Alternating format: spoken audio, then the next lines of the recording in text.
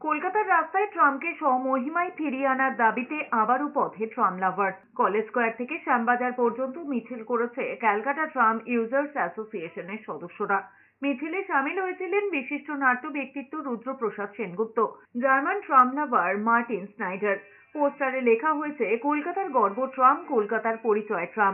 যেখানে সারা দেশে ব্যাঙ্গালোর, দিল্লি কিংবা মুম্বাইয়ে ট্রাম চলে না, সেখানে নামমাত্র ট্রামে কিভাবে শহরে যানজট হচ্ছে প্রশ্ন তুলেছেন শহরের ট্রাম প্রেমীরা। কদিন আগে যানজটের দোহাই দিয়ে কার্যত শহর থেকে ট্রাম তুলে দেওয়ার ঘোষণা করেছিলেন পরিবহন মন্ত্রী। শুধুমাত্র একটি রুটে মডেল হিসেবে ট্রাম চালানোর কথা বলেছিলেন তিনি। এরপরে সোশ্যাল মিডিয়া থেকে শহরের বিশিষ্টজন সরকারের এই পদক্ষেপের বিরুদ্ধে সরব হয়েছেন। রাজ্য সরকার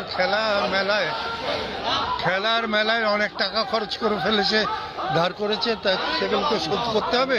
তাই এখন এই ট্রামের ডিপোগুলো বেচে যদি পারা যায়, কোনো জায়গা থাকে যখন মৃত্যুর মুখে দাঁড়ালে তো মানুষ আর অসম্ভব ভাবে না, সে তার শেষ চেষ্টা করে।